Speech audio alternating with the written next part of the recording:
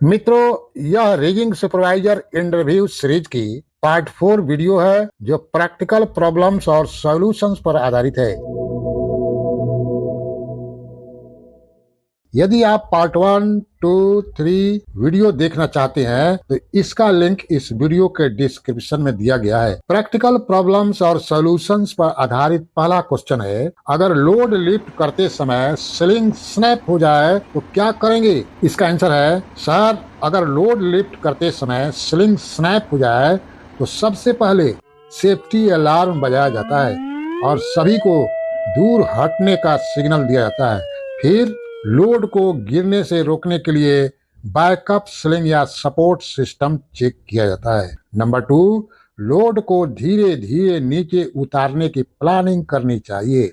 Number 3, पूरे lifting system की जांच किया जाता है कि क्या गलत हुआ। नंबर 5, सही क्षमता वाली नई स्लिंग का उपयोग करके लोड को फिर से लिफ्ट कर लिया जाता है। नेक्स्ट वायरल क्वेश्चन है, स्लिंग को सही ढंग से स्टोर करने का तरीका क्या है? इसका आंसर है, अच्छी मेंटेनेंस लंबी लाइफ। यह एक स्टोर से रिलेटेड स्लोगन है, इसे याद रखना चाहिए। स्लिंग को सही से स्टोर करना बेहद जरूरी है। सर, स्लिंग को सही ढंग से स्टोर करने के मुख्य रूप से 4 तरीके हैं।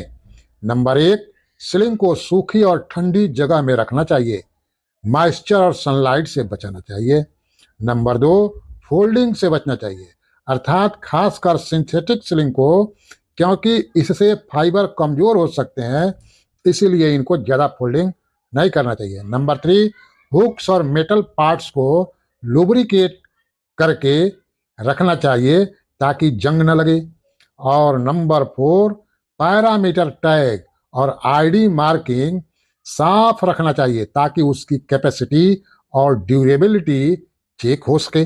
नेक्स्ट क्वेश्चन, यह भी वायरल क्वेश्चन मित्रों, ओवरहेड पावर लाइंस के पास लिफ्टिंग कैसे करेंगे? इसका आंसर है, सर क्रेन और लोड अगर पावर लाइन के करीब हो तो खतरा बहुत बड़ा हो सकता है, इसलिए ओवरहेड पावर लाइन के पास लिफ्टिंग करते समय इन 5 बातों का ध्यान रखना चाहिए। नंबर 1, कम से कम 10 मीटर यानी कि 30 फीट का सेफ्टी डिस्टेंस बनाए रखना चाहिए। नंबर 2, क्रेन ऑपरेटर को डेंजर जोन मार्क करके दिखाना चाहिए। नंबर 3, इंसुलेटेड टैग लाइन का इस्तेमाल करना चाहिए।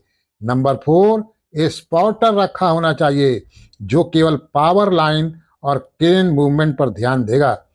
नंबर 5, अगर पावर लाइन के बहुत करीब काम करना ही पड़े तो अथॉरिटी से परमिशन और डिस्कनेक्शन की रिक्वेस्ट कर देना चाहिए।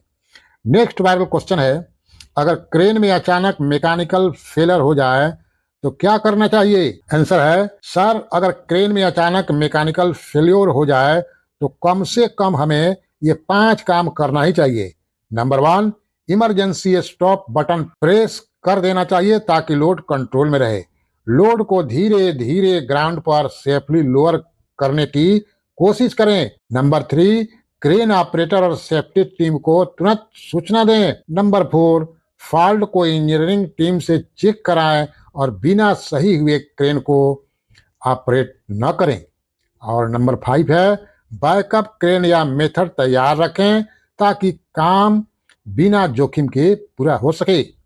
अगला वायरल क्वेश्चन है, नाइट लिफ्टिंग के दौरान कौन कौन से प्रिकॉशन लेने चाहिए? आंसर है, सर रात के समय लिफ्टिंग ऑपरेशन ज्यादा खतरनाक हो सकता है, इसलिए नाइट लिफ्टिंग के दौरान निम्नलिखित 5 प्रिकॉशन लेना ही चाहिए।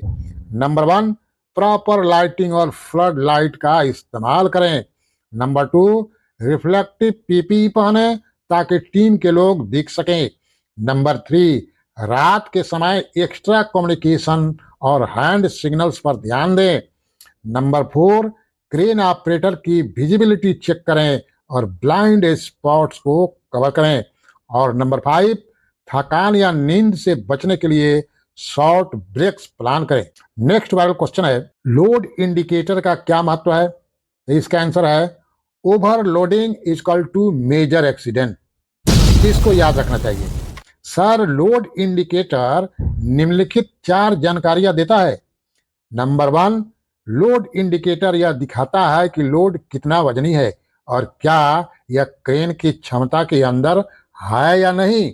नंबर 2, अगर लोड क्षमता से ज्यादा हुआ तो ऑटोमेटिक अलार्म बज सकता है।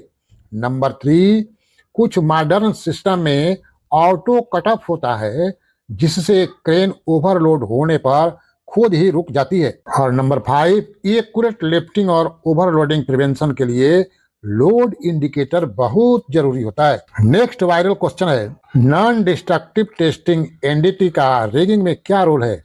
इसका आंसर है सर, एनडीटी यानी ऐसी टेस्टिंग जिसमें मशीन या इक्विपमेंट को नुकसान नहीं होता है। रिगिंग में यह टेस्टिंग जरूरी होती है ताकि नंबर 1, सीलिंग, हुक, शकल और अन्य इक्विपमेंट की माइक्रो क्रैक्स और डैमेज चेक हो सके। नंबर 2, लोहे के इक्विपमेंट में अंदरूनी कमजोरी का पता लगाया जा सके।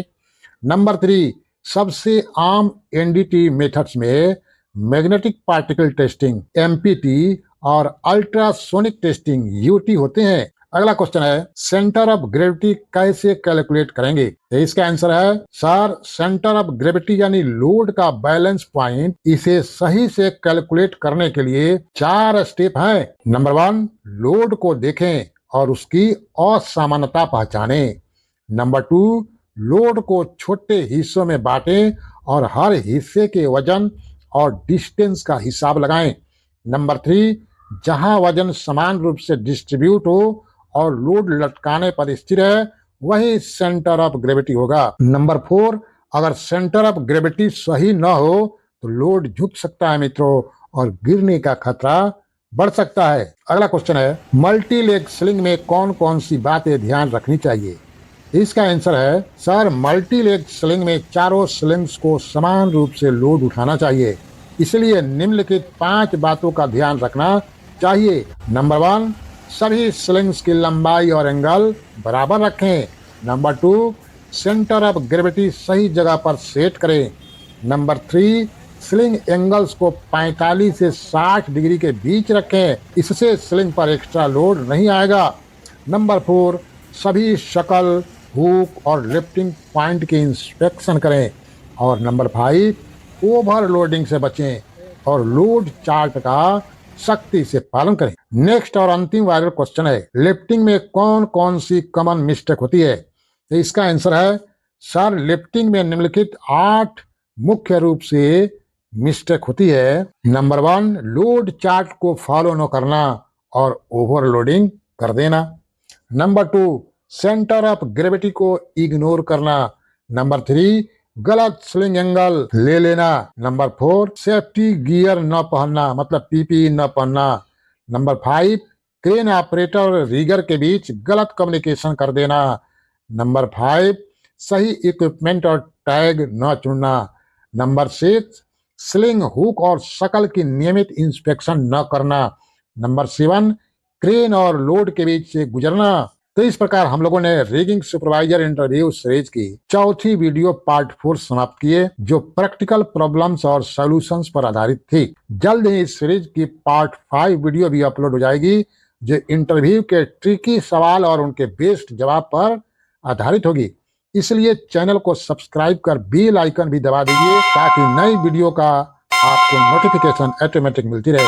साथ ही यदि आपके पास थोड़ा टाइम हो तो वीडियो को शेयर भी कर दीजिए। Best of luck.